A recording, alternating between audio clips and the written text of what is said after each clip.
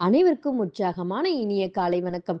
இன்றைய நாள் ஜனவரி 18, 2025 தை 5ஆம் நாள் சனிக்கிழமை. அனைவருக்கும் இன்றைய நாள் இனிமையான நாளாக அமைய டைகர் குடும்பம் சார்பாக வாழ்த்துகிறோம். வாழ்க்கை ஒரு போர்க்களம். போராட்டங்கள் அதன் அத்தியாயங்கள். போராட்டங்கள் இன்றி வெற்றிக்கு மதிப்பில்லை. போராட்டங்கள் இன்றி வளர்ச்சிக்கு வாய்ப்பில்லை. உன் போராட்டங்களை மகிழ்ச்சியுடன் ஏற்றுக்கொள். அது உன்னை வலிமையாக்கும். உன் போராட்டங்களில் இருந்து கற்றுக்கொள். அது உன்னை மென்மேலும் சிறந்தவனாக்கும். இப்பொழுது நாம் அனைவரும் எட்டின் மீது நிற்கிறோம். நமது விஷன் மிஷன் இறைவணக்கம் கூறப்போகிறோம். இதை நான் சொல்ல சொல்ல அதன் இடைவெளியில் நீங்களும் அதை திரும்ப சொல்லுங்கள். அப்படி சொல்வதனால் உங்களுக்குள் ஆற்றல் பெருகுவதை நீங்கள் உணர்வீர்கள். உங்களுக்குள் ஆனந்தமும் ஆரோக்கியமும் நிலைத்திருக்க இது உதவும்.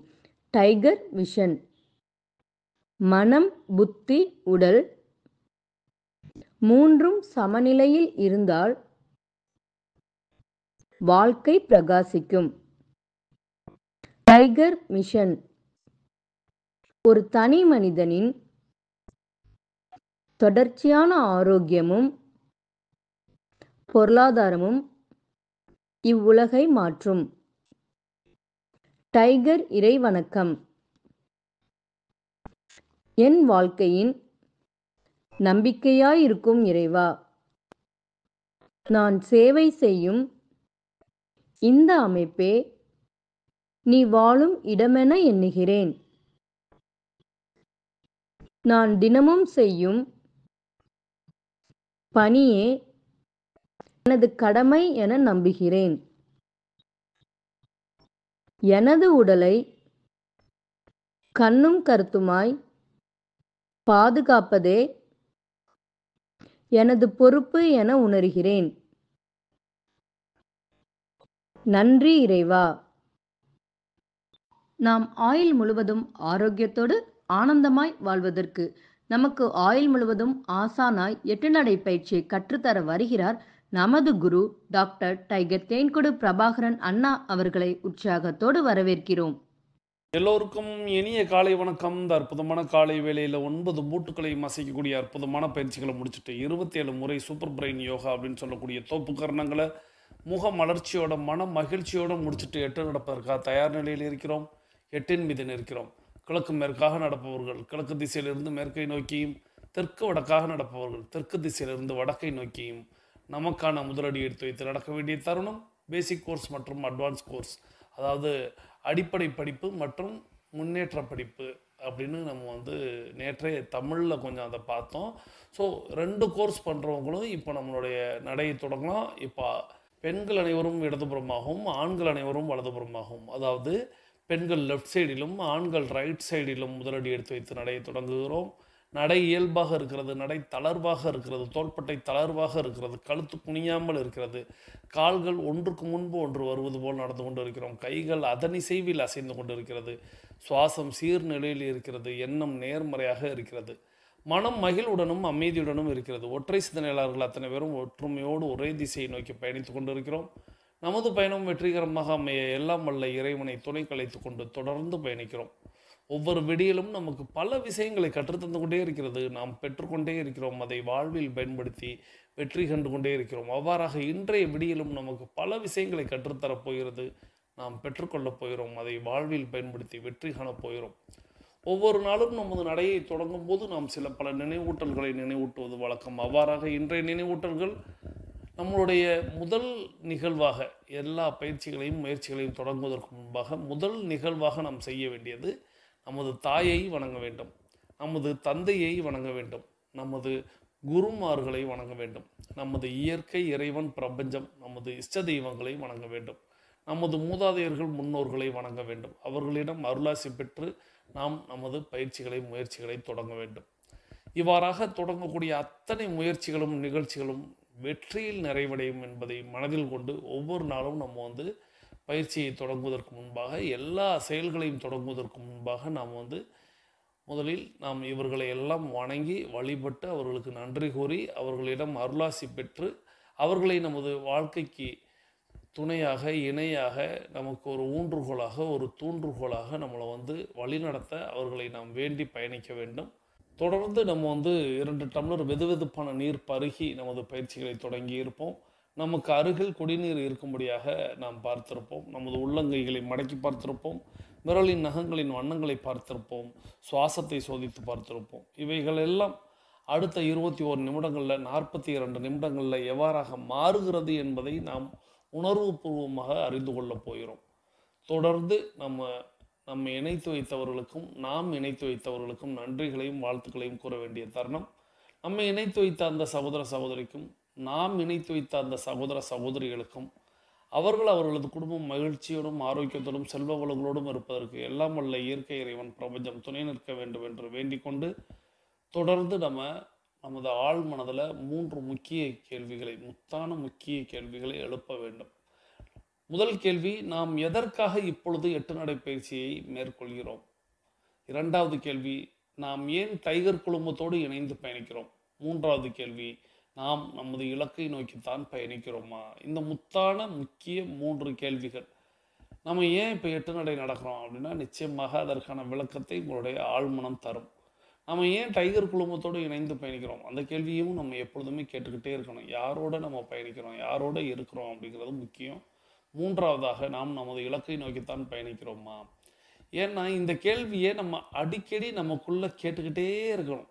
ஏன் இன்னைக்கு மடை மாற்றுவதற்கும் திசை மாற்றுவதற்கும் நம்மளை கவனச்சிதறல் ஏற்படுத்துவதற்கும் உலகத்தில் பல்வேறு விஷயங்கள் செயல்படுகிறது. முழுக்க அதை மட்டுமே வைத்து நம்மை பகடைக்காயாக மாற்றக்கூடிய பல்வேறு நிறுவனங்களே செயல்பட்டு கொண்டிருக்கிறது. நம்மை மடை மாற்றுவதற்கும் நம்மளை திசை மாற்றுவதற்கும் நம்மளுக்கு கவனச்சிதறல் ஏற்படுத்துவதற்கும் நம்மளுக்கு மூளைச்சலவை செய்வதற்கும்னு பல்வேறு காரணிகளாக அங்கே இயங்கி கொண்டிருக்கிறது. இதையெல்லாம் தாண்டி தான் உலகத்தில் இனிமேல் நம்ம எல்லாருமே ஜெயிச்சாகணும். உலகம் அப்படி தான் இயங்கிக்கிட்டு இருக்கு. அதில் தான் நாமும் நமது சந்ததியினரும் ரொம்ப கவனமாக நம்ம இலக்கை நோக்கி பயணித்து வெற்றி காணணும். கவனச்சிதறல், மடை மாற்றுதல், திசை திருப்புதல் நிறைய நடந்துக்கிட்டே தான் இருக்கும். நாம் அதில் சுதாரிப்பாக இருக்கணும். அப்போ நம்மளுடைய ஆழ்மனதில் இந்த கேள்வியை கேட்டுக்கிட்டே இருக்கணும். நாம் அனைவரது இலக்குகளை அடைவதற்கு எல்லாம் வல்ல இயற்கை இறைவன் பிரபஞ்சத்தை வேண்டி தொடர்ந்து நம்ம இப்போ ஒரு அற்புதமான ஒரு ஆடியோ கேட்க போகிறோம். இந்த அற்புதமான ஆடியோவை நமக்கு தேர்வு செய்து அனுப்பி வைத்திருப்பவர் சகோதரி டைகர் சந்திரவாசிகி ஃப்ரம் திருச்சி. இவங்க நம்மளுடைய மதுரை மற்றும் சிவகங்கை டைகர் கிளப்போடைய கோஆர்டினேட்டராக இருக்கிறாங்க. சகோதரி டைகர் சந்திரவாசிகி ஃப்ரம் திருச்சி அவர்களது குடும்பம் மகிழ்ச்சியோடும் ஆரோக்கியத்தோடும் செல்வ வளங்களோடும் இருப்பதற்கு எல்லாம் வல்ல இயற்கை இறைவன் பிரபஞ்சம் துணை நிற்க வேண்டும். அவர்கள் எண்ணியதெல்லாம் நடக்க வேண்டும். அவர்கள் கேட்டதெல்லாம் கிடைக்க வேண்டும். அவர்களது குடும்பத்தில் ஆரோக்கியம் நிலைத்திருக்க வேண்டும். ஆனந்தம் நிலைத்திருக்க வேண்டும். அவர்களுடைய பொருளாதாரம் உயர்ந்து கொண்டே இருக்க வேண்டும். அவர்களது பணி சிறந்து விளங்க வேண்டும். அவர்களது பணி பிறர் பாராட்டும்படியாக அமைய வேண்டும். அதை எல்லாம் வல்ல இயற்கை இறைவன் பிரபஞ்சம் அவர்களுக்கு வழங்க வேண்டும் என்று என்னுடைய வேண்டுதல்களையும் வாழ்த்துக்களையும் தெரிவித்துக் கொள்கிறேன். நீங்களும் உங்களுடைய வாழ்த்து மலைகளை சகோதரி டைகர் சந்திரவாசிகி ஃப்ரம் திருச்சி, மதுரை மற்றும் சிவகங்கை டைகர் கிளப் கோஆர்டினேட்டர் அவர்களுக்கு உங்களுடைய வாழ்த்துக்களை தட்டச்சு செய்யுமாறு அன்போடு கேட்டு தொடர்ந்து இப்போ நம்ம அந்த ஆடியோ கேட்க போகிறோம். இந்த ஆடியோ நிச்சயமாக உங்களுக்கு நிறைய பேரை நினைவூட்டும். இந்த ஆடியோ பல்வேறு சம்பவங்களை உங்களுக்கு நினைவூட்டும். நிறைய இந்த ஆடியோவை நம்ம கேட்போம். உள்ளார்ந்து நம்ம அதுக்குள்ளே பயணிப்பது போல் இருக்கும். இருந்தாலும் அதை நீங்கள் ஒரு பார்வையாளராக பாருங்கள். வெளியிலிருந்து அதை பாருங்கள். இதில் நீங்கள் யாரை இதில் பொருத்தியும் பார்க்க வேண்டாம். ஆனால் உங்களுக்கு நிறைய பேரை நினைவூட்டுவதற்கு வாய்ப்புகள் இருக்கிறது. அதில் உள்ள கருத்துக்களை நாம் எடுத்துக்கொள்வோம். நீங்கள் சற்று அதை பார்வையாளராக மட்டும் பாருங்கள். அதனால தான் நான் அதை இடைவேளைக்கு முன்பாக கேட்கக்கூடிய ஆடியோக்களில், அதாவது முதல் பகுதியிலேயே நம்ம கேட்கக்கூடிய ஆடியோவாக வச்சுருக்கேன். இப்போ வாங்க அந்த ஆடியோவை கேட்டுக்கொண்டே பயணிக்கலாம். ரிட்டையர்மெண்ட்டுக்கு அப்புறம் பார்த்தீங்கன்னா ஒரு சிலர் தன்னை ரொம்ப பிஸியாக வச்சுப்பாங்க. உடம்பையும் சரி மனசையும் சரி பிஸியாகவே வச்சுப்பாங்க. ஏதாவது ஒரு புறநகர் பகுதியில் சர்வீஸில் இருக்கும்போது வாங்கி போட்ட இடத்த கொஞ்சம் கட்டிக்கிட்டு அங்கே போய் கொஞ்சம் நிம்மதியாக இருக்கிறவங்களும் உண்டு. அதோடு நிறுத்திக்க மாட்டாங்க. அந்த ஏரியாவில் இருக்கிற எல்லாரோடையும் தன்னை பரிச்சயமாக்கிப்பாங்க. ஒரு நல்லது கிட்டது அந்த ஏரியாவில் எது நடந்தாலும் போய் கலந்துப்பாங்க. அந்த மாதிரி ஒரு பெரியவர் இருந்தார். அவர் ரிட்டையர் ஆன உடனேவே அந்த புது வீட்டுக்கு குடி போயிட்டார். எப்போவோ வாங்கி போட்ட இடத்துல கட்டின புது வீட்டுக்கு குடி போயிட்டார். அந்த ஏரியா புதுசு அவருக்கு. அதை தன்னோட அந்த ஏரியாவை பழக்கிக்கணுன்றதுல ரொம்பவே ஆர்வமாக இருந்த பெரியவர் அவர். இந்த வேலைக்கு போகிறவங்க படிக்கிறவங்கலாம் எழுந்துக்கிறதுக்கு முன்னாடியே காலை வேலையிலேயே சீக்கிரமாக எழுந்து வாக்கிங் போகிறது உண்டு. அவர் வாக்கிங்னு சொல்கிறத விட அதை நகர்வலம் அப்படின்னே கூட சொல்லலாம். ஏன்னா சுற்றி இருக்கிற எல்லாத்தையும் பார்த்துக்கிட்டே போவார். கண்ணீர் அஞ்சலி போஸ்டர் யாருக்காவது ஒட்டி இருந்தேன்னா அது யார் என்ன இந்த ஏரியாவில் இருக்கிறவங்களா தெரிஞ்சதோ தெரியல போய் அவங்கள போய் பார்க்கணும் அப்படின்னு மனசுக்குள்ளே நினச்சிப்பாரு. மரம் எங்கேயாவது விழுந்திருந்தாலோ இல்லை ரோட்டில் ஏதாவது பள்ளம் இருந்தாலோ தண்ணி தேங்கி இருந்தாலும் அதெல்லாம் ஒரு குறிப்பு எடுத்து வச்சுப்பார். நாயோ பூனையோ ரோட்டில் செத்து போயிருந்தாலும் அதையும் பார்ப்பார். எல்லாத்தையும் ஒரு ரவுண்டு ஃபுல்லாக பார்த்துட்டு வீட்டுக்கு வந்த உடனேவே இபி ஆஃபீஸ்க்கு ஃபோன் பண்ணுறது, இல்லை பக்கத்தில் இருக்கிற கவுன்சிலர் ஆஃபீஸுக்கு ஃபோன் பண்ணுறது, இல்லை கார்பரேஷன் ஆஃபீஸுக்கு ஃபோன் பண்ணுறது, எல்லாத்தையும் ஃபோன் பண்ணி வாயிலேயே எல்லாத்துக்கும் மனு போட்டு முடிச்சிருவார். அந்த மாதிரி விஷயங்கள் நிறைய அவர் செஞ்சிருக்காரு. அதனாலேயே அந்த ஏரியாவில் அவர் கொஞ்சம் எல்லாருக்கும் தெரிய வந்தவராக ஆனார். அந்த பெரியவர் நிறைய விஷயங்களை செய்கிறார், ஆர்வமாக வந்து செய்கிறாருன்றதுனால அவருக்கு மதிப்பு ஜாஸ்தியாக இருந்தது. பையன் வெளியூரில் இருக்கிற பையன் எப்போவாது அப்பாவுக்கு ஃபோன் பண்ணும்போது, பரவாயில்லையப்பா நீ அங்கே கவுன்சிலர் எலெக்ஷனுக்கு நின்னா நீ ஜெயிச்சிருவ போல இருக்கேப்பா அப்படின்னு சொல்லி கிண்டல் பண்ணும்போது அந்த அப்பா என்ன சொல்லுவார்னா, இந்த ஏரியாவில் நாளைக்கு உன் பிளாட்ல நீ கட்டிட்டு வரும்போது உனக்கு ஒரு 4 பேரை தெரிய வேண்டாமாப்பா, 4 பேரோட ஒத்து போகிறது தானப்பா அழகு அப்படின்னு அப்பா அப்போ சாதாரணமாக சொல்லி விடுறது உண்டு. இது மட்டும் கிடையாது, இவர் நகர்வலம் போயிட்டு வந்ததோடு இந்த விஷயங்கள் முடிவது கிடையாது. பொழுதுக்கும் அவருக்கு ஏதாவது ஃபோன் வந்துக்கிட்டே இருக்கும். ஐயா நம்ம ஆட்டோ ஸ்டாண்டில் ஆட்டோ வச்சிருக்கிறவரோட பொண்ணு சடங்காயிட்டாலாம் ஐயா, போயிட்டு வந்துருவோமா அப்படின்னு யாராவது ஒரு ஃபோன் பண்ணுவாங்க. வாங்கலேன்னு ஒரு 4 பேர் கிளம்பி போய் கொஞ்சம் காசை போட்டு செஞ்சுட்டு வருவாங்க. ஏதாவது அந்த முட்டை கடை வச்சிருக்கிறவருக்கு நெஞ்சு வலின்னு ஆஸ்பத்திரியில் சேர்த்துட்டாங்களா ஐயா, போய் பார்த்துட்டு வந்துருமான்னு ஒரு ஃபோன் வந்துன்னா கிளம்பி போயிடுவாங்க. யார் வண்டியிலேயே உட்காந்து போய் ஆஸ்பத்திரி போய் பார்த்துட்டு நல்லா இருப்பாப்பா போயிட்டு வந்துடலாம், ஒரு ஆறுதல் சொல்லிட்டு வர்றது வழக்கம். தண்ணி லாரி ஒன்று அடுத்த தெருவுலேருந்து நம்ம தெருக்கு வர வழியில் பஞ்சர் ஆயிடுச்சுங்க, தண்ணியெல்லாம் எடுத்தால் தான் லாரியை நவுத்த முடியுங்கிறாங்க. நம்ம தெருவில் இருக்கிறவங்களாம் ஒரு ஃபோன் பண்ணி வர சொல்லிட்டீங்கன்னாக்கா எல்லார் வீட்லையும் போய் சொல்லணுங்க, தண்ணி எடுத்துட்டாங்கன்னா லாரியை நவுத்த முடியும், உடனே கிளம்பி வெளியில் போயிடுவார். இந்த மாதிரி ஒரு ஏதாவது ஒரு வேலையை செஞ்சுக்கிட்டே தான் இருப்பார். துரதிருஷ்டமாக அவருக்கு டக்குன்னு உடம்பு முடியாமல் போச்சு, நகர்வலம் போக முடியல முன்ன மாதிரி. வீட்டோடய முடங்கி இருந்தார். ஃபோன் நிறைய வர ஆரம்பிச்சது, விஷயங்கள் எல்லாம் சொல்ல ஆரம்பிச்சாங்க, தெரிஞ்சுக்கிட்டாரு. ஃபோன் மட்டுமே பேச முடிஞ்சது, நலம் விசாரிப்புகளும் நிறைய இருந்தது. சில பேர் வந்து பார்த்துட்டும் போனாங்க. ரொம்ப முடியாமல் போகும்போது ஃபோனும் பேச முடியல. ஒரு மாதம் 1.5 மாதத்துக்குள்ள உடல் உபாதை ஜாஸ்தியாக போய் ஒரு தூக்கத்தில் நெஞ்சு வலியில் இறந்து போயிட்டார். வெளியூரில் இருக்கிற பையன் விடிஞ்சதும் விடியாததுமா வீட்டுக்கு வரும்போது அந்த வீடு கல்யாண வீடு மாதிரி நிறைய பேர் இருந்தாங்க. ஆச்சரியமா இருந்தது. தன்னுடைய அப்பாவுடைய சாவுக்கு நம்ம வரத்துக்கு முன்னாடி வீட்டுக்குள்ள இவ்வளோ பேர், வீட்டு வாசல்ல அவ்வளோ பேர். வீட்டுக்கிட்ட வரும்போது தன்னுடைய வீட்டு காம்பவுண்ட் சோறுல கண்ணீர் அஞ்சலி, தன்னுடைய அப்பா இறந்த செய்தியை போட்டு கண்ணீர் அஞ்சலி போஸ்டர் ஒரு பையன் ஒட்டிக்கிட்டு இருக்கான். வீட்டு வாசல்லே ஒரு இஸ்திரி கடை, தள்ளு வண்டியில ஒரு இஸ்திரி கடை போட்டிருக்கும் தெரியுமா, அதுல டார்பாலினை போட்டுட்டு இன்று கடை விடுமுறைன்னு ஒரு ஸ்லேட்ல எழுதி ஒரு பையன் சொருகிக்கிட்டு இருக்கான். ஷாமியானா யார் போட்டாங்க, சேரெல்லாம் வந்து இறங்கிட்டு இருக்கு.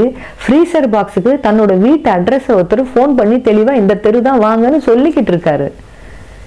7 மணிக்கெல்லாம் பஜாஜ் எம்ஐடியில் ஒருத்தர் வந்து பஸ் ஸ்டாண்டில் கடை போட்டிருக்காரு இல்லைங்க, அவரு ஐயா இறந்துட்டாங்கன்னு சொல்லி 60-70 பேருக்கு டிஃபன் கொடுத்து விட்டுருக்காருங்க அவர் சார்பா அப்படின்னு சொல்லி ஒரு பாக்ஸ் நிறைய டிஃபன் வச்சுட்டு போறாரு.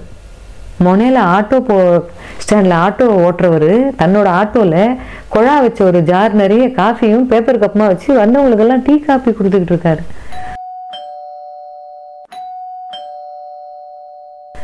அந்த பையனுக்கு அழுக வரத்துக்கு பதிலாக அதிர்ச்சியில் தொண்டை அடைச்சு போச்சு. யார் இவங்கெல்லாம், என்னுடைய அப்பாவோட சாவலையே தன்னை இப்படி கரைச்சிக்கிறாங்க, பையனா அப்ப நான் செய்ய வேண்டிய வேலை தான் என்ன பாக்கி இருக்குன்ற அளவுக்கு ஒரு ஆச்சரியம். அம்மா சொன்ன வார்த்தைகள் அப்ப நினைப்பு வந்தது. எப்ப பார்த்தாலும் ஊர் அக்க போடுடா இவருக்கு, வெயில் பார்க்காம மழை பார்க்காம போய்கிட்டே இருக்காரு. மத்தியானம் தூங்குற நேரத்துல போன் வருது, சாப்பிடும்போது போன் வருது, சரியா சாப்பிட மாட்டேங்கிறாரு. எவனாவது ஒருத்தன் கூப்பிட்டான்னா எழுந்து வெளியில போயிடுறாரு. நாளைக்கு இவருக்கு உடம்புக்குன்னு ஒண்ணு வந்தா யாரு வந்து பார்ப்பாங்க, இந்த ஊரா பார்க்கும், நான் தானடா அவஸ்தைப்படணும், நீ எப்போவாது உங்க அப்பா கிட்ட பேசினா சொல்லு அப்படின்னு அம்மா சொன்னது ஞாபகம் வந்தது. அடுத்த வீட்டுல யார் இருக்காங்கன்னே தெரியாம, யார் இருக்காங்களா இல்லையான்றது கூட தெரியாத ஒரு அப்பார்ட்மெண்ட் கல்ச்சர்ல தானே இப்ப நிறைய பேர் வாழ்ந்துகிட்டு இருக்கோம். இவங்க நம்ம தெருக்காரங்களா அப்படின்னு எத்தனை முறை பார்க்காம பாக்குற மாதிரி எத்தனை பேரை நம்ம ஏரியால இருக்கிறவங்களே நம்ம பார்த்துருக்கோம். அந்த மாதிரி இருக்கிற சூழல்ல ஊரோடு ஒத்து வாழணும், எல்லாரோடையும் நட்பா இருக்கணும் அப்படிங்கிற ஒரு வாழ்க்கை பாடத்தை நம்ம வீட்டு பெரியவங்க எவ்வளவு அழகா சொல்லித்தராங்க தெரியுமா. அவங்க கிட்ட கத்துக்க வேண்டிய வாழ்க்கை பாடங்கள் இன்னும் நிறைய இருக்கு. நேற்றைய பொழுது அனுபவம், இன்றைய பொழுது நிச்சயம், நாளைய பொழுது நம்பிக்கை. நம்பிக்கையோடு இருங்கள். நன்றி. இந்த அற்புதமான ஆடியோவை நமக்கு தேர்வு செய்து அனுப்பி வைத்த சகோதரி டைகர் சந்திரவாசிக்கு ஃப்ரம் திருச்சி, மதுரை மற்றும் சிவகங்கை டைகர் கிளப் கோஆர்டினேட்டர் அவர்கள் அவர்களது குடும்பம் மகிழ்ச்சியோடும் ஆரோக்கியத்தோடும் செல்வ வளங்களோடும் இருப்பதற்கு எல்லாம் வல்ல இயற்கை இறைவன் பிரபஞ்சத்தை வேண்டி தொடர்ந்து நம்ம இப்போ கேட்ட ஆடியோ நிச்சயமாக உங்களுக்கு நிறைய பேரை நினைவூட்டி இருக்கும். நிறைய பேர் இப்படித்தானே இருக்கிறாங்க அப்படிங்கிற மாதிரியும், ஏன் ஒரு சில இடங்களில் உங்களையே கூட நினைவூட்டி இருக்கும். ஒரு சில நேரங்களில் உங்களுக்கு அருகில் இருக்கக்கூடியவங்களை, இல்லை நீங்கள் உங்களோடு இருந்தவங்களை, இப்படி பல்வேறு நபர்களை நினைவூட்டி இருக்கும். அதை ஒரு பார்வையாளராக நம்ம அப்படியே பார்த்துட்டு அப்படியே அதில் உள்ள கருத்து அப்படிங்கிற ஒரு விஷயத்தை மட்டும் நாம் தெரிந்து கொள்கிறோம். என்ன அப்படின்னா, இந்த உலகம் அப்படிங்கிறதே நான் பல்வேறு முறை சொல்வேன், இந்த மனித சமுதாயம் எவ்வளவு வளர்ந்ததற்கு காரணம் அப்படின்னா அது ஒருத்தருக்கு ஒருத்தர் செய்த உதவிகள், அதற்கு பிறர் காட்டிய நன்றிகள். இதுதான் இந்த உலகம், இந்த மனித சமுதாயம் இவ்வளவு வளர்ந்ததற்கு காரணம் அப்படின்னு நான் எண்ணுவதை உங்களிடத்தில் நான் அடிக்கடி பகிர்வேன்.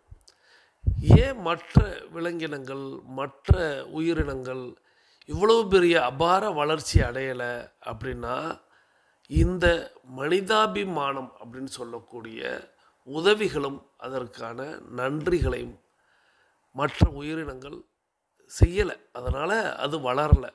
மனிதன் மிருகம் போல தான் இருந்திருக்கணும். நாம் என்னலாம் இன்றைக்கி நாம் மனிதர்களாக இருக்கிறோம், நாம் உயர்ந்தவர்களாக இருக்கிறோம்.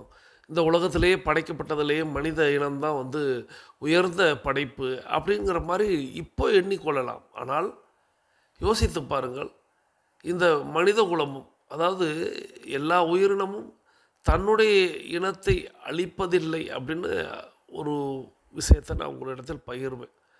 தன்னுடைய இனத்தை எந்த ஒரு உயிரினமும் அழித்து கொள்ளாது, மனிதன்தான் அழித்து கொள்கிறான்னு காட்டமாக கோபமாக பல்வேறு சூழ்நிலைகளில் சொல்லப்பட்டிருக்கலாம், நானும் சொல்லியிருக்கேன்.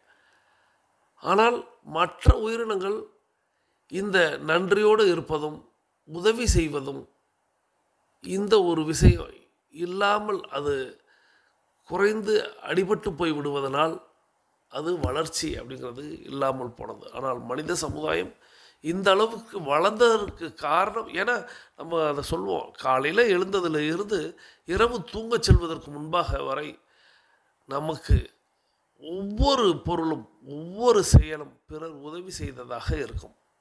அப்படி ஒரு விஷயம் இல்லை என்றால் இன்றைக்கி நம்ம இயங்கவே முடியாது.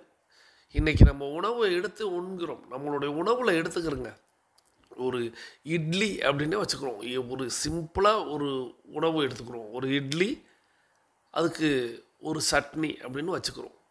இந்த இட்லி சட்னி இந்த இரண்டும் ஒரு எளிதான ஒரு உணவு தான் இல்லையா? ஆனால் இந்த எளிதான உணவு ஒரு 10 ரூபாய்க்கு 2 இட்லி கிடைக்கக்கூடிய சூழ்நிலை கூட இப்பொழுது வரை இருக்குது. அப்போது இந்த 2 இட்லி, அதற்கு சட்னி மட்டும்தான் சொல்லியிருக்கேன், சாம்பாருக்குள்ளெல்லாம் நம்ம போகலை. இதை மட்டும் நம்ம பிரித்து பார்ப்போமே. ஒரு இட்லி என்றால் நமக்கு ஒரு 5 வகையான பொருள் இணைந்தால்தான் அந்த மாவு கிடைக்கும். தொழில் ரீதியாக நான் வரேன் இல்லையா? இப்போது அரிசி வேணும், உளுந்து வேணும், வெந்தயம் வேணும், உப்பு வேணும், நல்ல நீர் வேணும். இவை 5ம் இருந்தால் ஒரு சிறந்த மாவை நம்ம தயாரிக்க முடியும். இந்த நல்ல நீர் அப்படிங்கிறது நம்ம வீட்டிலே எடுக்க முடியும், நம்மளுடைய கிரவுண்ட் வாட்டரை எடுக்க முடியும். இந்த கிரவுண்ட் வாட்டரை எடுப்பதற்கு ஒரு கிணறு தேவைப்படுகிறது, அல்லது இப்பொழுது போர் தேவைப்படுகிறது. இந்த போரையோ இந்த கிணறையோ நாமே செய்ய முடியாது. அப்போது இந்த கிணறை தோண்டுவதற்கு சிலர் தேவைப்படுகிறார்கள், அவர்களுடைய உதவி தேவைப்படுகிறது. இன்றைக்கி வேண்டுமானால் அதற்கான கூலியை நாம் கொடுக்க முடியும், பணத்தை கொடுக்குறோம், அதனால் நம்ம அதை செயல்படுத்துகிறோம்னு நம்ம நினைக்கிறோம். முன்னெல்லாம் என் வீட்டில் கிணறு தோண்டணும் அப்படின்னா அந்த குடியில் இருக்கக்கூடிய எல்லாரும், அதாவது ஒரு கூட்டமாக நம்ம வாழ்ந்திருப்போம், எல்லாரும் அந்த இடத்துல கிணறு தோண்ட வேணும். அப்போல்லாம் பொது கிணறுன்னு ஒன்று தான் இருந்துச்சு, அவங்கவுங்க வீட்டுக்குன்னு இல்லை. ஆனால் ஒரு உதாரணத்திற்கு அது விவசாயத்துக்கு வச்சுக்கிறோமே, விவசாயத்தில் எங்கள் வீட்டில் நாங்கள் 4 பேர் இருக்கோம் அப்படின்னா, எங்களுடைய வயலில் 4 நபர்கள் சேர்ந்து அறுவடை செய்யணும் அப்படின்னா, அது சாத்தியமற்றது. ஒரு நாளில் நடக்க முடியாது, 2 நாளில் நடத்த முடியாது. அப்போது அறுவடை மட்டுமே 30 நாள் ஓடிக்கொண்டிருக்கும். ஆனால் என் வயலுக்கு வாங்க எல்லாரும், இங்கே ஒரு 20 பேர் சேர்ந்து நம்ம எல்லாரும் பண்ணணும்னா, 20 பேர் செய்கிற வேலையை 40 பேர் செய்தோம்னா, 40 பேர் செய்ய வேண்டிய 80 பேர் செய்தோம்னா, அப்போது ஒரு நாளில் செய்ய வேண்டிய விஷயத்த 80 நபர்கள் இணைந்தால் 1 மணி நேரத்தில் செய்துவிட முடியும்.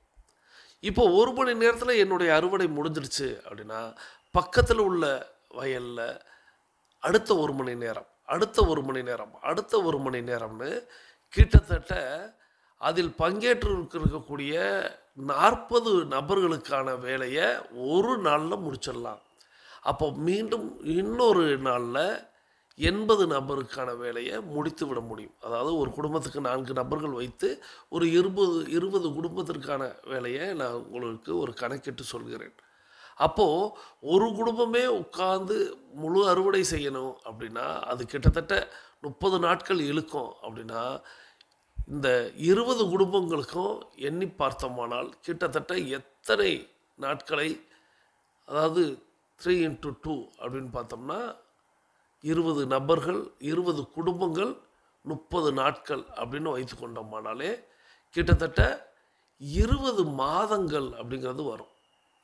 மொத்த நான் காலத்தை சொல்கிறேன், நேரத்தை சொல்கிறேன், செலவழித்த நேரத்தை சொல்கிறேன். அப்போது இத்தனை மணி நேரங்களையும் இத்தனை நாட்களையும் விழுங்கக்கூடிய செயலை எல்லாரும் ஒன்றிணையும் பொழுது 2 நாட்களில், 2 நாட்களில் கிட்டத்தட்ட ஒரு 8 மணி நேரம் வேலை செய்கிறாங்க அப்படின்னா 8 × 2 16 மணி நேரங்களில், அதிகபட்சம் 20 மணி நேரங்களில் எல்லாருடைய வேலையும் முடிவடைகிறது. அப்போது இந்த ஒற்றுமை அப்படிங்கிறது, இந்த உதவி அப்படிங்கிறது, நன்றி அப்படிங்கிறது அந்த இடத்துல எவ்வளோ பெரிய விஷயமாக மாறுகிறது அப்படிங்கிறத தான் நாம் இந்த உதவி செய்வதனால் கிடைக்கக்கூடிய நன்மைகளில் நம்ம புரிந்து கொள்ளணும். இதனால தான் மனித சமுதாயம் இவ்வளவு பெரிய வளர்ச்சி அடைந்தது அப்படிங்கிறதுல நான் ஆணித்தரமாக நம்புகிறேன். நீங்களும் நம்புவீங்க அப்படிங்கிறத நான் நம்புகிறேன். ஸோ இதைத்தான் இந்த கேட்ட கதை நமக்கு நினைவூட்டுகிறது. பிறருக்கு உதவியாக இருந்தால் நமக்கு அவர்கள் உதவியாக இருப்பார்கள். நாம் பிறரை கண்டுகொள்ளாமல் இருந்தால் பிறரும் நம்மளை கண்டுகொள்ளாமல் இருப்பார்கள் அப்படிங்கிறத மட்டும் நினைவில் கொண்டு, யான் பெற்ற இன்பம் பெருக இவ்வையகம் அப்படிங்கிற அந்த கூற்றை மட்டும் எடுத்துக்கொள்ளுங்கள்.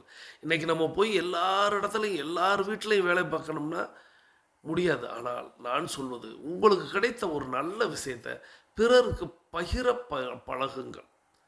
பிறருக்கு கொடுக்கறதுக்கு நீங்கள் தயங்கவே கூடாது. அது வேணாம்னு சொன்னால் கூட நீங்கள் முயற்சி செய்யுங்கள். ஏன்னா இன்றைக்கி நீங்கள் எல்லாரும் என் மேல் அன்பு வைத்திருக்கிறீர்கள், குடும்ப உறுப்பினர்கள் மீது அன்பு வைத்திருக்கிறீர்கள். நீங்கள் ஒரு நல்ல பரிசு எனக்கு அனுப்பி வைக்கிறீங்க. தீபாவளியா பொங்கலா நீங்கள் எல்லாரும் எனக்கு தேடி தேடி ஏதேனும் ஒரு பரிசை அனுப்பி வைக்க வேண்டும் அப்படின்னு எண்ணுகிறீர்கள். தீபாவளி பலகாரங்கள் அனுப்பி வைக்கிறீங்க, பல்வேறு கிஃப்ட், எனக்கு ஒரு புத்தகங்கள் வருகிறது. ஒவ்வொருத்தவங்களும் தங்களுடைய பிறந்த நாளைக்கு வெவ்வேறு வகையாக இதை கொண்டாடும் விதமாக எனக்கு ஏன் செய்கிறீங்க அப்படின்னா, நான் உங்கள் மீது வைக்கக்கூடிய அன்பும் அக்கறையும், நான் செய்யக்கூடிய உதவிகளும், நான் செய்யக்கூடிய நன்றிகளும், ஸோ அதற்கு பதிலுக்கு நீங்கள் செய்யக்கூடிய உதவிகளாகவும் நன்றிகளாகவும் இது எப்படி நடந்துச்சு அப்படின்னா, யான் பெற்ற இன்பம் பெருக இவ்வையகம் நான் நினைக்கிறேன். அதுபோல் நீங்களும் என்னை மாதிரியே உங்களுடைய நண்பர்கள், உறவினர்கள், மற்றவர்களுக்கு நீங்கள் உதவி செய்யுங்கள். நம்மளோட டைகர் கிளப்பை கூட அறிமுகப்படுத்துங்க. ரொம்ப சிம்பிளாக சொன்னால், ஏன்னா இன்றைக்கி நிறைய உறவுகள் அதனால் நெருங்கி இருக்கிறோம் அப்படிங்கிற செய்தியெல்லாம் நம்ம கேட்க முடிகிறது. ஸோ இந்த அற்புதமான ஆடியோவின் வாயிலாக அந்த அற்புதமான கருத்துக்கள் வெளிவர உதவிய இந்த ஆடியோவை நமக்கு தேர்வு செய்து அனுப்பி வைத்த சகோதரி டைகர் சந்திரவாசிகி ஃப்ரம் திருச்சி, மதுரை மற்றும் சிவகங்கை டைகர் கிளப் கோஆர்டினேட்டர் அவர்களது குடும்ப மகிழ்ச்சியோடும் ஆரோக்கியத்தோடும் செல்வ வளங்களோடும் இருப்பதற்கு எல்லாம் உள்ள இயற்கை இறைவன் பிரபஞ்சத்தை வேண்டி இப்பொழுது நம்மளுடைய 21 நிமிடங்கள் அப்படிங்கிறது நிறைவுக்கு வருகிறது. வாருங்கள், அனைவரும் தொடங்கிய திசைக்கு வந்து விடலாம். கிழக்கு மேற்காக தொடங்கியவர்கள் கிழக்கு திசையிலும், தெற்கு வடக்காக தொடங்கியவர்கள் தெற்கு திசைக்கு வந்து விடுகிறோம். நமது உள்ளங்கைகளை மடக்கி பறிக்கிறோம், இறுக்கமாக இருக்கிறது. விரலின் நகங்களின் வண்ணங்களை பறிக்கிறோம், சிவப்பு வண்ணத்தில் மாறி இருக்கிறது. சுவாசத்தை சோதித்து பறிக்கிறோம். 2வது நாசிலும் சுவாசம் வரக்கூடிய இந்த வேளையில் நாம் அனைவரும் நமக்கு அருகில் இருக்கக்கூடிய குடிநீரை எடுத்து நிறுத்தி நிதானித்து ரசித்து ருசித்து பருகிக் கொள்கிறோம். தண்ணீர் பருகுதல் என்பது ஒரு கலை என்பதை நாம் அறிவோம். தண்ணீர் பருகும் பொழுது நமது கவனத்தை நீரில் வைப்போம், நீரின் தன்மையில் வைப்போம், நீரின் சுவையில் வைப்போம். நீர் பருகி முடித்தவர்கள் உங்களுடைய மொபைல் ஃபோனை கையில் எடுத்துக்கிட்டு கருத்து பதிவிட போகிறோம். இன்றைக்கி நம்ம என்ன கருத்து பதிவிட போகிறோம் அப்படின்னா, முதல் கேள்வியாக நம்மளுடைய டெய்லி ஆக்டிவிட்டி ரிப்போர்ட்டை நேற்றைக்கு நீங்கள் சமர்ப்பித்து விட்டீர்களா, அனுப்பி விட்டீர்களா? இதுதான் முதல் கேள்வி. டெய்லி ஆக்டிவிட்டி ரிப்போர்ட்டை நேற்றைக்கு நீங்கள் அனுப்பி வைத்து விட்டீர்களா? இரண்டாவது கேள்வி அப்படிங்கிறது, ஸோ உங்களுக்கு யாரேனும் ஒரு நபரை இந்த ஆடியோ கேட்கும்போது நினைவுக்கு வந்திருக்கும். நம்ம இப்போ ஒரு ஆடியோ கேட்டோம் அல்லவா, அந்த மாதிரி உங்களுக்கு யாரேனும் ஒரு நபரை நினைவுக்கு வந்திருக்கும். அப்படி உங்களுக்கு நினைவுக்கு வந்த அந்த நபரின் பெயரை சொல்லி அந்த நபருடைய உறவை குறிப்பிடுங்கள். இப்போது நான் ஒரு உதாரணத்துக்கு சொன்னேன், ஒருத்தருடைய பேர் வருது, அது உங்களுடைய நண்பரா அப்படிங்கிறத சொல்லுங்கள். அல்லது அது என்னுடைய சித்தப்பா அப்படின்னு சொல்லுங்கள், அது என்னுடைய அத்தை அப்படின்னு சொல்லுங்கள், அல்லது எங்கள் பக்கத்து வீட்டுக்காரர் அப்படின்னு சொல்லுங்கள், அல்லது என்னுடைய குருநாதர் அப்படின்னு சொல்லுங்கள், அல்லது இந்த மாதிரி பெயரை குறிப்பிட்டு அவர் உங்களுக்கு என்ன உறவு அப்படிங்கிறத சொல்லுங்கள். சொல்லிவிட்டு மூன்றாவதாக, யான் பெற்ற இன்பம் பெருக இந்த வையகம் அப்படிங்கிற சொல்லக்கூடிய இந்த வாசகத்தை நீங்கள் கடைபிடிக்கிறீர்களா? யான் பெற்ற இன்பம் பெருக இவ்வையகம் அப்படின்னு சொல்லக்கூடிய இந்த வாசகத்தை நீங்கள் கடைபிடிக்கிறீர்களா? டைகர் குழுமத்தோடைய முக்கியமான ஒரு விஷயம் உண்டென்றால் அது இந்த ஒரு வாக்கியம்தான். ஸோ இந்த வாக்கியத்தை நீங்கள் கடைபிடிக்கிறீர்களா? இந்த 3 கேள்விகளுக்கும் விடையெழுத்து கொண்டு பேசிக் கோர்ஸில் இருக்கக்கூடியவங்க நீங்கள் அஃபர்மேஷன் விசுவலைசேஷன் செய்துட்டு மீது இருக்கக்கூடிய ஒரு அற்புதமான கதையோடு வந்திருக்கிறோம். அந்த கதையை கேட்க வாருங்கள். உங்களுடைய அஃபர்மேஷன் விசுவலைசேஷன் வெற்றி பெற என்னுடைய வாழ்த்துக்களை தெரிவித்து, தொடர்ந்து அட்வான்ஸ் கோர்ஸில் இருக்கக்கூடிய 42 நிமிட நடைக்காரர்களுக்கான அடுத்த சுற்று தொடங்குகிறது. இப்பொழுது ஆண்கள் அனைவரும் இடதுபுறமாகவும் பெண்கள் அனைவரும் வலதுபுறமாகவும், அதாவது ஆண்கள் லெஃப்ட் சைடிலும் பெண்கள் ரைட் சைடிலும் முதலடி எடுத்து வைத்து நடையை தொடங்குகிறோம். நடை இயல்பாக இருக்கிறது, நடை தளர்வாக இருக்கிறது, தோள்பட்டை தளர்வாக இருக்கிறது, கழுத்து குனியாமல் இருக்கிறது, கால்கள் ஒன்றுக்கு முன்பு ஒன்று வருவது போல் நடந்து கொண்டு இருக்கிறோம், கைகள் அதனை செய்வியில் அசைந்து கொண்டு இருக்கிறது, சுவாசம் சீர்நிலையில் இருக்கிறது, எண்ணம் நேர்மறையாக இருக்கிறது, மனம் மகிழ்வுடனும் அமைதியுடனும் இருக்கிறது. ஒற்றை சிந்தனையாளர்கள் அத்தனை பேரும் ஒற்றுமையோடு ஒரே திசையை நோக்கி பயணித்துக் கொண்டிருக்கிறோம். நமது பயணம் வெற்றிகரமாக அமைய எல்லாம் வல்ல இறைவனை துணை கலைத்து கொண்டு தொடர்ந்து பயணிக்க போகிறோம். தொடர்ந்து நம்ம இப்போ ஒரு அற்புதமான கதையை கேட்க போகிறோம். இந்த அற்புதமான கதை அப்படிங்கிறது கொஞ்சம் பெரிய கதை தான், ஆனால் வாழ்க்கைக்கு உதவக்கூடிய அற்புதமான கதை. இப்பொழுது அந்த கதையை கேட்டுக்கொண்டே பயணிக்கலாம், வாருங்கள். 3 ஆயுதங்கள். 3 ஆயுதங்கள் உங்ககிட்ட இருந்தா போதும், உங்களுக்கு எதிரா யார் என்ன சூழ்ச்சி செஞ்சாலும் அந்த சூழ்ச்சி எடுபடாது. அந்த 3 ஆயுதங்கள் எதெல்லாம், அததான் இன்றைய கதையில நம்ம பார்க்க போறோம். ஒரு காலத்துல ரொம்ப திறமை வாய்ந்த அரசர் ஒருத்தர் இருந்தாரு. அந்த அரசர் தனக்கு வயதானதும் தனது மகனுக்கு முடிசூட்டிட்டு தான் துறவரம் போனார். ஆனா அப்படி துறவரத்துக்கு போறதுக்கு முன்னாடி அந்த அரசர் தன்னுடைய மகனுக்கு ஒரு செம்பு பெட்டிய பரிசா கொடுத்தாரு. மகனே, இதுதான் நான் உனக்கு தர்ற கடைசி பரிசு, உன் வாழ்க்கை முழுசும் உனக்கு பயனுள்ளதா இருக்க போற பரிசு அப்படின்னு சொல்லிட்டு அந்த நாட்டுல இருந்து கிளம்பினாரு. இப்போ அந்த பரிசை வாங்கிக்கிட்ட புதிய அரசருக்கு ஒரே ஆர்வம். என்னடா இது, போற சமயத்துல தந்தை ஒரு பெட்டியை கொடுத்துட்டு போறாரு, இந்த பெட்டியில என்ன இருக்கும்? ராஜ்யமும் நம்ம கையில, கஜானாவும் நம்ம கையில, அரண்மனையே நம்ம கையில. அப்படி இருந்தும் தந்தை ஒரு பெட்டியை தர்றாருன்னா அந்த பெட்டிக்குள்ள என்னதான் இருக்கும் அப்படின்னு அவருக்கு யோசனை. அதே யோசனையோட அதே ஆர்வத்தோட அவர் அந்த பெட்டியை திறக்க அந்த பெட்டிக்குள்ள ஒரு கடிதமும் 3 முத்துக்களும் இருக்கு. அதை பார்த்ததும் புதிய அரசருக்கு ஆச்சரியம். ஆச்சரியத்தோட கடிதத்தை எடுக்கிறாரு, அதை வாசிக்கிறாரு. அந்த கடிதத்துல இப்படி எழுதியிருக்கு: மகனே, நான் உனக்கு எல்லாத்தையும் தந்துட்டேன், அரசாட்சியை தந்துட்டேன், கஜானாவை தந்துட்டேன், நாட்டையே தந்துட்டேன். ஆனா முக்கியமான ஒரு விஷயத்த நான் உனக்கு தரவே இல்லை. எதிரிகளை அழிக்கும், எதிரிகளின் சூழ்ச்சியை அழிக்கும் 3 ஆயுதங்களை நான் உனக்கு தரவே இல்லை. அதனால அந்த 3 ஆயுதங்களையும் 3 முத்துக்களா மாற்றி பெட்டியில மறைச்சு வச்சிருக்கேன். நீ என்ன பண்ணு, ஒரு நல்ல பௌர்ணமி நாள்ல யாருமே இல்லாத நேரத்துல நம்முடைய ஆயுத சாலைக்கு போ, அங்கிருக்கிற குளத்துல இந்த 3 முத்துக்களையும் போடு, அடுத்த கணம் 3 ஆயுதங்களும் உனக்கு கிடைக்கும் அப்படின்னு அந்த கடிதத்துல எழுதியிருக்கு. அதை வாசிச்சதும் இந்த புதிய அரசனுக்கு ஒரே சந்தோஷமா போச்சு. ஏன்னா ஒரு அரசன் கிட்ட அறிவு இருக்கிறது, பலம் இருக்கிறது, படையெல்லாம் இருக்கிறது வேற. ஆனா எதிரியுடைய சூழ்ச்சியையே அழிக்கிற ஆயுதம் இருக்கிறது, அது எல்லாத்தையும் விட பெருசு இல்லையா? அதனால அவனுக்கு ரொம்ப சந்தோஷமா இருந்துச்சு. அந்த பெட்டியை எடுத்துக்கிட்டு, பெட்டியில இருக்கிற முத்துக்களை எடுத்துக்கிட்டு உடனடியாக ஆயுத சாலைக்கு போனான். இப்ப அந்த புதிய அரசன் ஆயுத சாலைக்கு வந்தாச்சு. அங்க இருக்கிற எல்லாரையும் அனுப்பி விட்டாச்சு. 3 முத்துக்களையும் எடுத்து ஆயுத சாலையில இருந்த குளத்துக்குள்ள போட்டாச்சு. அடுத்து அந்த 3 முத்துக்களும் 3 ஆயுதங்களாக மாற வேண்டியதுதான் பாக்கி. எப்படா அது மாறும், எப்படா அந்த ஆயுதம் நம்ம கையில கிடைக்கும்னு ரொம்ப ஆர்வமா காத்திருந்தா இந்த புதிய அரசன். ஆனா அங்க நடந்ததே வேற. ஆமாங்க, இவன் அந்த 3 முத்துக்களையும் குளத்துல போட்ட அடுத்த சில நிமிடங்கள்ல 3 நபர்களுடைய பிம்பங்கள் அந்த குளத்துல தோன்றுச்சு. அதுல முதலாவது பிம்பம் ஒரு சிற்பியுடைய பிம்பம், 2வது பிம்பம் ஒரு மல்யுத்த வீரனுடைய பிம்பம், 3வது பிம்பம் ஒரு பெண் புலவருடைய பிம்பம். இப்படி இந்த 3 பிம்பங்களும் அந்த குளத்துல தோன்ற என்னடா இதுன்னு குழம்பி போனான் அந்த புதிய அரசன். ஏன்னா அவன் எதிர்பார்த்தது ஆயுதங்களை. நம்ம பாட்டுக்கு முத்த போடுவோம், அதுல இருந்து ஆயுதம் கிடைக்குங்கிறது அவன் நினைப்பு. ஆனா இங்க பார்த்தா 3 பிம்பங்கள் வருது. இந்த 3 பேரும் யாருன்னு கூட தெரியல. அதனால அவனுக்கு ஒரே குழப்பம்.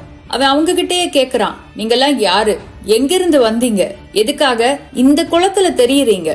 இந்த கேள்வி அவன் கேட்க அந்த 3 பிம்பங்களும் ஒவ்வொருத்தரா தங்களுடைய கதைய சொல்றாங்க. கதையுடைய முடிவுல ஒரு ஆயுதத்தை எடுத்து அவன் கையில தர்றாங்க.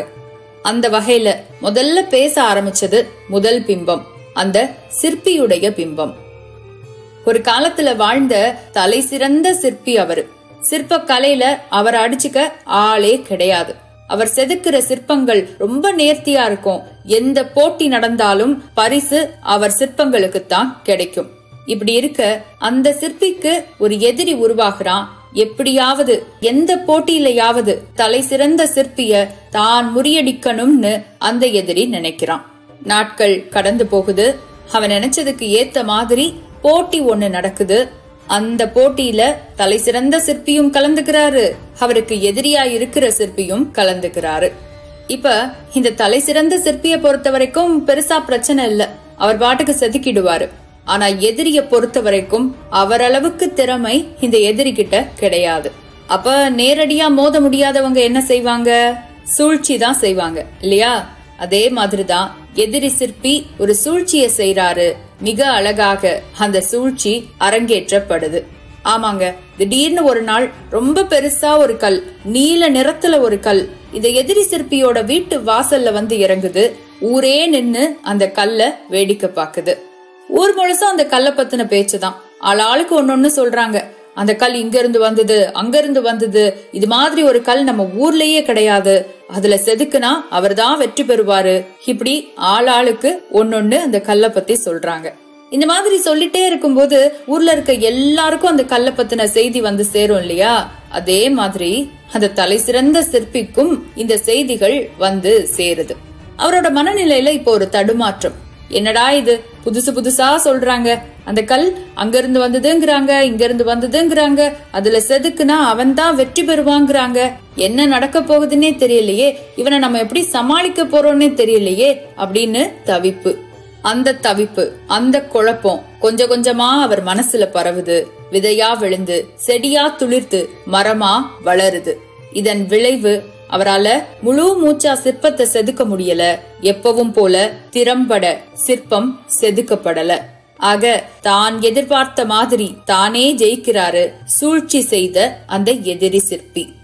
இப்ப இந்த தலை சிறந்த சிற்பி மனசுல ஒரே ஒரு நினைப்பு தான், அந்த கல் என்கிட்ட இருந்தா நானும் ஜெயிச்சிருப்பனே, அந்த கல்லுல சிற்பத்தை செதுக்கி இருந்தா ஏன் சிற்பமும் நல்லா இருந்திருக்குமே, அந்த கல்ல நான் எப்படியாவது அடைஞ்சாகணும்னு அவரும் முயற்சி பண்றாரு. யார் யார்கிட்ட எல்லாமோ கேக்குறாரு, எங்கெங்கெல்லாமோ அலைகிறாரு.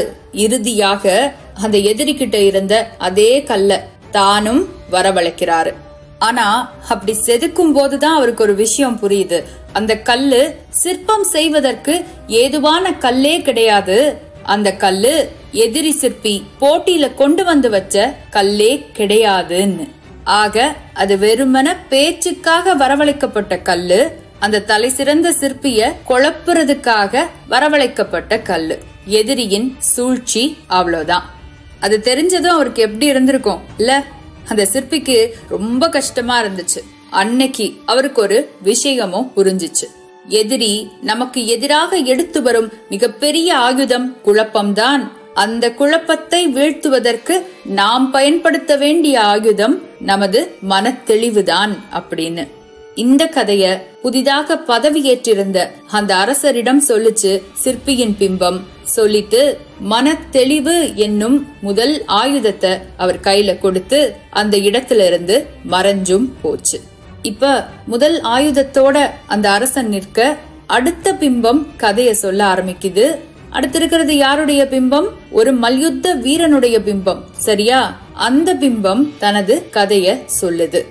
அதாவது பல ஆண்டுகளுக்கு முன்னால ஒரு கிராமத்துல ஒரு மல்யுத்த வீரன் வாழ்ந்து வந்தான். அந்த வீரனை வெற்றி கொள்ள அந்த கிராமத்திலேயே யாரும் கிடையாது. எத்தனையோ பேர் பயிற்சி எடுத்தாங்க, எத்தனையோ பேர் முயற்சி செய்தாங்க. ஆனா அவன் அளவுக்கு யாராலையும் மல்யுத்தம் பண்ண முடியல. இப்படி இருக்க அவனுக்கு ஒரு எதிரி உருவாகிறான். அந்த எதிரி அந்த மல்யுத்த வீரனை வெற்றி கொள்ள நினைக்கிறான். இதுக்காக அந்த எதிரி என்ன பண்றான் பாருங்க. பக்கத்து ஊருக்கு போறான். அங்க இருக்கிற மல்யுத்த நிபுணர்கிட்ட பயிற்சி எடுக்கிறான். ஒவ்வொரு வருடம் நடக்கும் மல்யுத்த போட்டியிலையும் தானும் கலந்துக்கிறான். ஆனா எந்த பிரயோஜனமும் இல்ல. முதல் வருஷம் வருது, போட்டியில கலந்துக்கிறான், தோத்து போறான். இரண்டாவது வருஷம் வருது, போட்டியில கலந்துக்கிறான், தோத்து போறான். இப்படியே 5 வருடங்கள் கடந்து போகுது. ஆனா 6வது வருடத்துல யாரும் எதிர்பார்க்கா வண்ணம் ஒரு வித்தியாசம் நடக்குது. இந்த வீரனுக்கு, இந்த எதிரி வீரனுக்கு மல்யுத்தத்துல வெற்றி கிடைக்குது. அங்கிருந்த அத்தனை பேருக்கும் ஆச்சரியம். எப்பவும் ஜெயிக்கிற மல்யுத்த வீரனுக்கு அதிர்ச்சி. என்னடா இது வரைக்கும் யாருமே நம்மள ஜெயிச்சது இல்லையே, இவனால மட்டும் எப்படி முடிஞ்சிச்சுன்னு. அப்படி என்னதான் இவன் படிச்சான், என்னதான் அந்த பக்கத்து ஒரு குரு இவனுக்கு சொல்லி கொடுத்தாருன்னு ஒரு அளவுக்கு மேல அதிர்ச்சி இருக்கும்போது நேரா போய் பாத்துருவோன்னு தோணும் இல்ல? அவனுக்கும் தோணுச்சு. நேரா போனான், அந்த குருவை பார்த்தான். அவர்கிட்டயே கேட்டான், ஐயா நீங்க என்னதான் சொல்லி கொடுத்தீங்க? நிச்சயமா என்னை விட அவன் பலசாலி இல்ல, நிச்சயமா என்னை விட அவன் சிறந்தவனும் இல்ல, ஆனாலும் அவன் என்ன வெற்றி கொண்டான். நீங்க என்னதான் சொல்லி கொடுத்தீங்க அப்படின்னு. அதுக்கு அந்த குரு சொன்னாரு, நீ சொல்றது சரிதான். நீ சொல்ற மாதிரி உன் அளவு பலசாலியும் இல்ல, யார் எப்படி பயிற்சி எடுத்தாலும் உன் அளவு பலத்துக்கு வரப்போறதும் இல்ல. அதனாலதான் ஒரு சூழ்ச்சி செஞ்சேன். உன் பலத்தை பாதியா குறைச்சேன். உன்னை உணர்ச்சி வசப்பட வச்சு இந்த போட்டி நடக்கிறதுக்கு முந்தைய 10 நாட்கள் எல்லா வகையிலையும் உன்னை கோவப்படுத்தி எரிச்சல் படுத்தி உன் உணர்ச்சிகளை தூண்டி உன்னுடைய பலத்தை பாதியா குறைச்சேன். அதுக்கப்புறம்தான் அவன் பொண்ண வெற்றி கொண்டான்னு. இத கேட்டதும் அந்த மல்யுத்த வீரனுக்கு நெஞ்சே உடைஞ்சு போச்சு. தன்னுடைய குணமே, தன்னுடைய உணர்ச்சி வசப்படும் குணமே தனக்கு எதிரியானது கண்டு அவனுக்கு கோபமா வந்துச்சு. அன்னைக்கு அவன் புரிஞ்சுக்கிட்டான், எதிரி எந்த அளவுக்கு உணர்ச்சி வசப்படுத்தினாலும் சரி, எதிரி எந்த அளவுக்கு நம்மள எல்லை மீற வச்சாலும் சரி, நம்ம நிதானமா இருக்கணும். நிதானமா இருக்கிறது தான் எதிரியின் சூழ்ச்சியை அழிக்கும் 2வது ஆயுதம்னு. இந்த கதையத்தான் புதிதாக பதவியேற்ற அரசனிடம் சொல்லுச்சு அந்த மல்யுத்த வீரனின் பிம்பம். சொல்லிட்டு நிதானம் என்னும் ஆயுதத்தை அவன் கையில தந்து அந்த இடத்துல இருந்து மறைஞ்சும் போச்சு. 2 ஆயுதங்கள் கிடைச்சாச்சா? இப்ப அடுத்து 3வது ஆயுதத்துக்கான நேரம். 3வதா இருக்கிறது யாருடைய பிம்பம்? ஒரு பெண் புலவருடைய பிம்பம். அந்த பிம்பமும் பேச ஆரம்பிச்சிச்சு. அது சொன்னபடி அந்த பெண்ணுடைய கதை இதுதான். ஆமாங்க, அந்த பெண்ணுடைய பெயர் யுவதி. யுவதி ஒரு நாட்டை சேர்ந்த புலவருடைய மகள். அவளும் ஒரு பெண் புலவர் தான். அவ எத்தனை பேரோட வாதம் செஞ்சாலும் அந்த வாதத்துல வெற்றி யுவதிக்கு மட்டும்தான். இப்படி இருக்க ஒரு முறை ஒரு போட்டி நடக்குது. அந்த போட்டியில விவாதித்து யார் புத்திசாலின்னு தெரியுதோ அவங்களுக்கு தான் பரிசுன்னு அறிவிப்பும் வருது. அந்த மாதிரி ஒரு போட்டியில யுவதி கலந்துக்காம எப்படி? அவ அந்த போட்டியில கலந்துக்கிறா. எத்தனையோ பேர் எதிர்த்து வந்தாலும் வெற்றி கொள்ள முடியாத ஒரு பெண்ணாக இருக்கிறா. அவ்வளவுதான், இந்த போட்டியில வெற்றி பெற போவது யுவதிதான் அப்படின்னு எல்லாரும் நினைச்சிட்டு இருக்கும்போது ஒரு திருப்பம். அதாவது அந்த அவைக்குள்ள நுழைகிறா ஒரு தூரதேசத்து பெண். யுவதி புத்திசாலி இல்ல, நான் அவ கூட விவாதம் செய்யறேன், நான் அவ புத்திசாலி இல்லன்னு நிரூபிக்கிறேன்னு சவாலும் விடுறா. இந்த சவாலோடு, யுவதிக்கு எதிரான ஒரு சவாலோடு அந்த விவாதம் தொடங்குது. இந்த மாதிரி விவாதங்கள்ல ஒவ்வொருத்தர் ஒவ்வொரு கருத்தை முன்வைப்பாங்க. இதுதான் சரி, இதுதான் தவறுன்னு விவாதிப்பாங்க. அது மாதிரி பல கருத்துக்கள் முன்வைக்கப்பட யுவதி தான் ஒவ்வொரு கருத்தையா முறியடிச்சு வெற்றி பெற்ற ஒரு நபராய் இருந்தா. இப்போ கடைசி விவாதம். இந்த விவாதத்துல மட்டும் யுவதி ஜெயிச்சுட்டா அவளுக்கு தான் வெற்றின்னு அறிவிச்சிடுவாங்க. இப்படி இருக்க கடைசி விவாதம் எதுவாக இருக்கு? சூரியன் மேற்குல தான் உதிக்குது என்பதாக இருக்கு. ஆமாங்க, சூரியன் மேற்குல தான் உதிக்குது அப்படின்னு சொன்னா அந்த தூரதேசத்து பெண். இல்ல, சூரியன் கிழக்குல தான் உதிக்குதுன்னு தர்க்கம் செய்தா புத்திசாலி பெண்ணான யுவதி. அந்த தூரதேசத்து பெண் அதை ஏற்கிறதா இல்ல.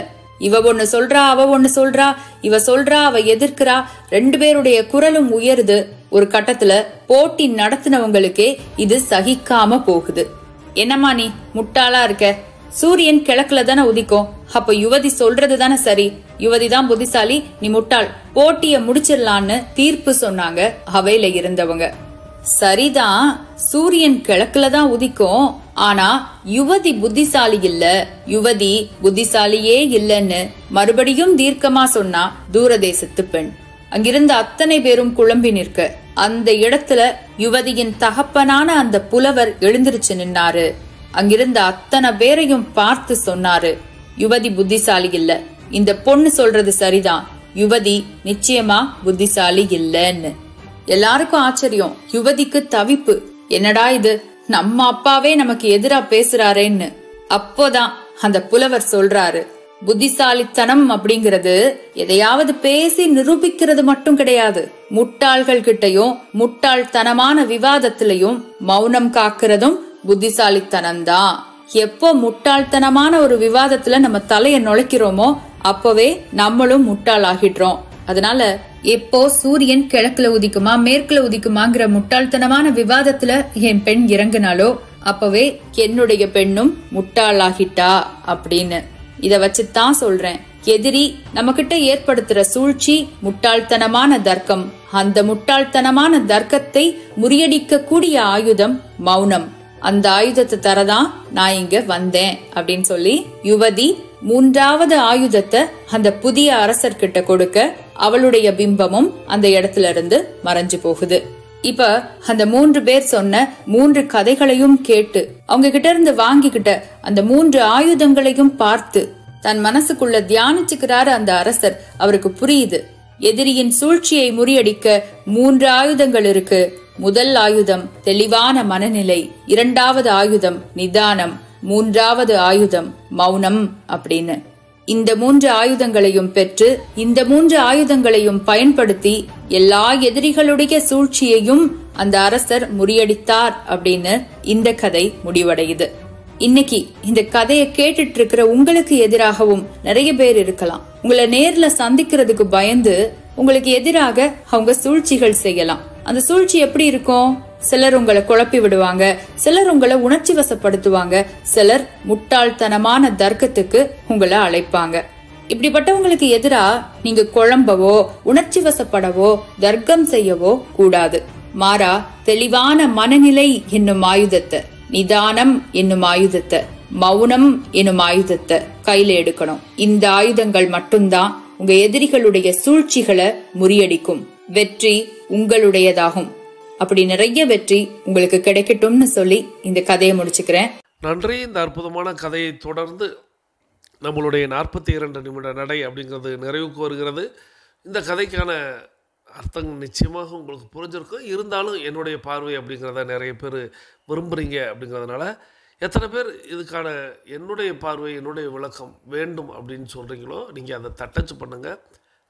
உங்களுடைய கருத்தின் வாயிலாக உங்களுடைய கமெண்டின் வாயிலாக நான் அதை தெரிந்து எத்தனை பேர் கேட்குறீங்களோ அப்போது இதை கொடுக்கலாம், விளக்கம் கொடுக்கலாம், இதை நம்மளுடைய பார்வையில் எப்படி சொல்லலாம், இதை எப்படி எடுத்துக்கொள்ளலாம் அப்படிங்கிறத நானும் உங்களுக்கு விளக்க முயற்சிக்கிறேன். ஸோ உங்களுடைய கமெண்ட்டில் இருந்து தான் நான் அதை சொல்ல போகிறேன். ஸோ ஒருவேளை ஒரு 10க்கும் மேற்பட்டவர்கள் கேட்டீங்க அப்படின்னா நிச்சயமாக அடுத்த வாரத்தில் அதற்கான விளக்கத்தை தரேன். இப்போது நம்மளுடைய 42 நிமிட நடை அப்படிங்கிறது நிறைவுக்கு வருகிறது. வாருங்கள், அனைவரும் தொடங்கிய திசைக்கு வந்து விடலாம். கிழக்கு மேற்கா தொடங்கியவர்கள் கிழக்கு திசையிலும், தெற்கு வடக்காக தொடங்கியவர்கள் தெற்கு திசைக்கு வந்து விடுகிறோம். நமது உள்ளங்கைகளை மடக்கி பார்க்கிறோம், இறுக்கமாக இருக்கிறது. விரலின் நாங்களின் வண்ணங்களை பார்க்கிறோம், சிவப்பு வண்ணத்தில் மாறி இருக்கிறது. சுவாசத்தை சோதித்து பார்க்கிறோம். இரண்டாவது நாசிலும் சூப்பராக சுவாசம் வரக்கூடிய இந்த வேளையில் நாம் அனைவரும் கிழக்கு திசையை நோக்கி நின்று அஃபர்மேஷன் விசுவலைசேஷன் செய்து இன்றைய நாளை தொடங்குவோம். உங்களுடைய அஃபர்மேஷன் விசுவலைசேஷன் வெற்றி பெற என்னுடைய வாழ்த்துக்களை தெரிவித்து கூட்டு பிரார்த்தனை. இன்று நம்மோடு இணைந்து பயணித்த அத்தனை அன்பு சகோதர சகோதரிகளுக்கும் அவர்களது குடும்பம் மகிழ்ச்சியோடும் ஆரோக்கியத்தோடும் செல்வ வளங்களோடும் இருப்பதற்கு எல்லாம் வல்ல இயற்கை இறைவன் பிரபஞ்சம் துணை நிற்க வேண்டும். அவர்கள் எண்ணியதெல்லாம் நடக்க வேண்டும். அவர்கள் கேட்டதெல்லாம் கிடைக்க வேண்டும். அவர்களது குடும்பத்தில் ஆரோக்கியம் நிலைத்திருக்க வேண்டும், ஆனந்தம் நிலைத்திருக்க வேண்டும்.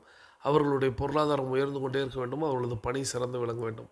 அவர்களது பணி பிறர் பாராட்டும்படியாக அமைய வேண்டும். அதை எல்லாம் வல்ல இயற்கை இறைவன் பிரபஞ்சம் அவர்களுக்கு வழங்க வேண்டும் என்று என்னுடைய வேண்டுதல்களையும் வாழ்த்துக்களையும் தெரிவித்துக் கொள்கிறேன்.